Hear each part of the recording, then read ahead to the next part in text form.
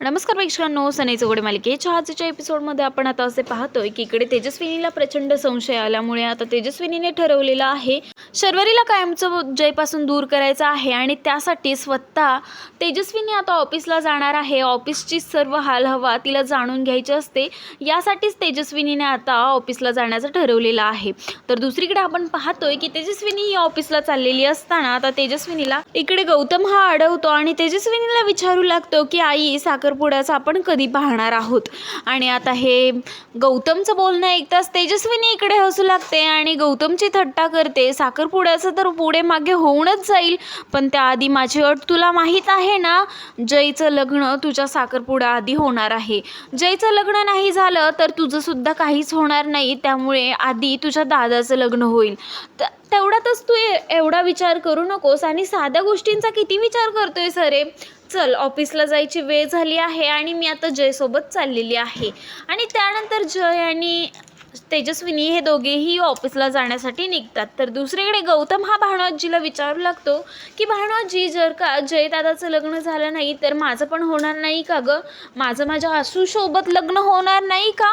आणि याच भीतीने आता इकडे गौतम खूप व्याकुळ झालेला आहे आणि भानुआजी त्याला समजावत असताना इकडे आता बिंदू त्याला गोष्ट सांगू लागते की माझं पण असंच झालं होतं, माझ्या मोठ्या बहिणीचं लग्न झालं म्हणून माझंही लग्न झालेलं नाही आहे गौतम, तुला समजतंय ना? आणि त्यावेळी भानुआजी ही आता बिंदूला बोलून जाते की बिंदू, तुझं तेज पुराण थांबव।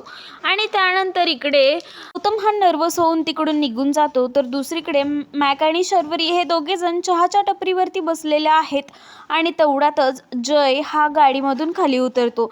जयसोबत इकडे तेजस्विनी सुद्धा आलेली आहे आणि तेजस्विनीला न पाहता इकडे आता इकडे मॅक आणि शर्वरीचा आता जयच्या झालेल्या सगळ्या प्रकारावरती बोलणं चाललेलं आहे। तायडे, तू जयची चांगलीच मज्जा घेतलीस ना, असं सर्वच त्या दोघांचं बोलणं चाललेलं आहे। त्यावरती ते दोघेही आनंदी असतात आणि तेवढ्यातच आता मॅकला इकडे समजतं की जय सर आलेले आहेत, म्हणून तो आता जय सरांना टपरीवरूनच आवाज देऊ लागतो आणि हातवारे इशारे करू लागतो। हे सर्व आता तेजस्विनीच्या लक्षात येतं आणि तेजस्विनी आता पाहते आणि त्यानंतर आता आपल्या बॉससोबत असं कोणी बोलतं का हे पाहण्यासाठी स्वतःच आता मॅक जवळ जाते आणि त्यानंतर जय तिला थांबवत असतो, मात्र तेजस्विनी अजिबात ऐकत नाही। तेजस्विनीला पाहून इकडे जय ही घाबरलेला आहे आणि मॅक आणि शर्वरी सुद्धा घाबरलेले आहेत। आणि त्यानंतर आता मॅक घाबरतो आणि त्यानंतर बोलू लागतो की मॅडम, तुम्ही इकडे कशा? इकडे आता तेजस्विनी बोलू लागते की तू सरांना इकडे मोठ्याने आवाज देऊन कशासाठी बोलवत होतास, हे पाहण्यासाठीच मी इकडे आलेली आहे। शर्वरी आणि मॅक हे घाबरतात आणि आता मॅक बोलू लागतो की मॅडम, काही नाही, सर असेच दिसले होते म्हणून त्यांना इकडे बोलवून घेतलं होतं। आणि त्यानंतर आता शर्वरी इकडे काहीच बोलत नाही व आता तेजस्विनी ही त्याला समजावून जाते की तू फक्त एक एम्प्लॉई आहेस आणि असं बॉसना कुठेही तू हातवारे करून बोलवू शकत नाहीस। त्यांची एक स्पेसिफिक व्हॅल्यू आहे आणि ती ठेवायला शिक। त्यानंतर आता इकडे तेजस्विनीचं सर्व बोलणं ऐकून इकडे शर्वरीसुद्धा घाबरलेली आहे। दुसरीकडे आपण पाहतोय की आता असावरी खूप नर्वस झालेली आहे आणि असावरीला समजवण्यासाठी पम्मा ही आता बोलत आहे की आशू बेटा, तू एवढ्या सगळ्या गोष्टींचा विचार करू नको ना, तुझं सर्वच ठीक होणार आहे। आणि घरातलं असं कोणी एखादं खचून बसलं तर पूर्ण घर खचल्यासारखं होतं, त्यामुळे तू अजिबात काळजी करू नको। स्वामी आपल्या पाठीवरती आहेत ना आणि तुझे बाबाही येतील, तेव्हा आपण हा सर्व विषय बोलू। आणि त्यानंतर आता आपण पाहतोय की आता फ्रेंडशिप डेला शायनर नावाचं ब्रेसलेट तूच दिलं आहेस का, असा प्रश्न आता तेजस्विनी ही आता मॅकला विचारते। आणि त्यानंतर मॅक हा नाही बोलणार, तेवढ्यातच जय त्याला खुणवतो आणि हो बोलण्यास सांगतो। तर इकडे मॅक आता हो बोललेला आहे, मीच ते गिफ्ट सरांना दिलेलं आहे। आणि त्यावरून आता जयला तेजस्विनी ही जय समोरच आता मॅकला बोलू लागते की हे कोणतं गिफ्ट आहे आणि शायनर असं काही नाव असतं का? इकडे शर्वरी पूर्णपणे शॉक झालेली आहे की मम्मी समोर हा जय किती लहान मुलासारखा वागतोय, हे सर्व आता तिने मॅकला बोलून दाखवलेलं आहे। त्यानंतर आता तेजस्विनी सरळ त्याच्या केबिनमध्ये जाते आणि फ्रेंडशिप डेला जी काही गिफ्ट दिले होते ते सर्व गिफ्ट आता तिने पाहिलेले आहेत। आणि त्यानंतर जयला ती बोलत आहे की अरे वा, म्हणजे हे सगळेच फ्रेंडशिप डेचे गिफ्ट आहेत, तर मग छान आहेत। आणि त्यानंतर आता इकडे जय हा केबिनमध्ये उभा असताना आता शर्वरी पुन्हा एकदा जयला मेसेज करते आणि त्यानंतर जय तो मेसेज पाहून सरळ तो नंबर ब्लॉक करून टाकतो. इकडे ती आता मॅकला सांगते की तो नंबर ब्लॉक झालेला आहे आणि आता आपण शायनलला मेसेज कसा करणार आहोत.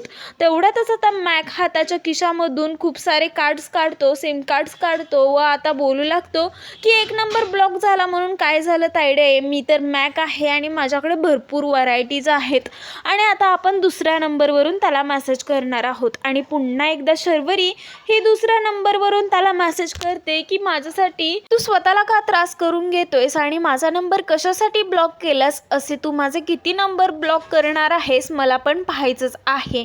आणि त्यानंतर आता पुन्हा एकदा जय पाहतो तर पुन्हा एकदा तोच मेसेज आलेला आहे आणि तुमच्यासारखं काय आहे माझ्याकडे हे बोलून आता जय प्रचंड चिडलेला आहे. आणि शर्वरी ही मॅकला बोलते हे जे काही घडत आहे त्यातून मला खूप आनंद भेटत आहे आणि खूप वेगळंच काहीतरी वाटत आहे आणि जय सरांना असं सतावण्यात मला फार मज्जा येत आहे, असं आता शर्वरी ही बोलून जाते. तर दुसरीकडे जयने आता तिला इम्पॉर्टंट मीटिंगसाठी प्रेझेंटेशनसाठी तयार राहण्यासाठी सांगितलेलं आहे. मात्र शर्वरीने त्याला खूप सारी कारणं दिलेली आहेत आणि मी येऊ शकणार नाही असं सुद्धा सांगितलेलं आहे. व त्यानंतर शर्वरी ही आता सरळ ढोल ताशा पथकांजवळ गेलेली आहे आणि तिने स्वतःला ढोल बांधलेला आहे आणि त्यानंतर ती आता ढोल वाजवण्यात खूपच मग्न झालेली आहे. बाप्पाच्या तयारीसाठी जल्लोष तयारी चाललेली असते तिकडे आता ती जाऊन पोहोचलेली आहे. आणि त्यानंतर आता जय हा तिकडूनच चाललेला असतो. त्यावेळी जय पाहतो तर काय, शर्वरीने खूप सारी कारणं देऊन तिकडून खोटं बोलून जयसोबत इकडे निघून आलेली आहे. आणि त्यानंतर जय चिडतो आणि सरळ शर्वरीजवळ येऊन थांबतो आणि हे काय करतेस तू इकडे, रोडवरती येऊन ढोल वाजवतीयस का, आणि मला काही तू सांगितलं होतंस, किती कारणे दिली होतीस, ती इम्पॉर्टंट मीटिंग सोडून तुला हे सगळं महत्त्वाचं वाटतंय का. आणि त्यानंतर शर्वरीही त्याला बोलू लागते की तुला काय माहीत हे ढोल ताशा काय आहेत आणि एकदा तू ढोल लावूनच बघ. आणि त्यानंतर ती एका व्यक्तीला आवाज देते आणि याला ढोल बांधा रे असं सांगते. जयला सुद्धा इकडे ढोल बांधला जातो आणि त्यानंतर ते दोघेही तिकडे खूप मग्न होतात. जय हा एकसारखा शर्वरीकडेच पाहत राहिलेला आहे आणि शर्वरीही पूर्णपणे मग्न झालेली आहे.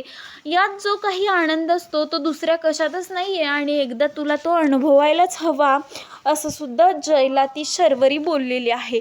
तर दुसरीकडे आपण पाहतोय की एंगेजमेंटसाठी व्याकुळ झालेला गौतमचे एंगेजमेंट खरंच आसावरी सोबत होईल का पुन्हा तेजस्विनी कोणती तरी बहाणे शोधून काढून पुन्हा त्यांची एंगेजमेंट तोडवून लावेल, हे पाहणं फारच रंजक ठरणार आहे.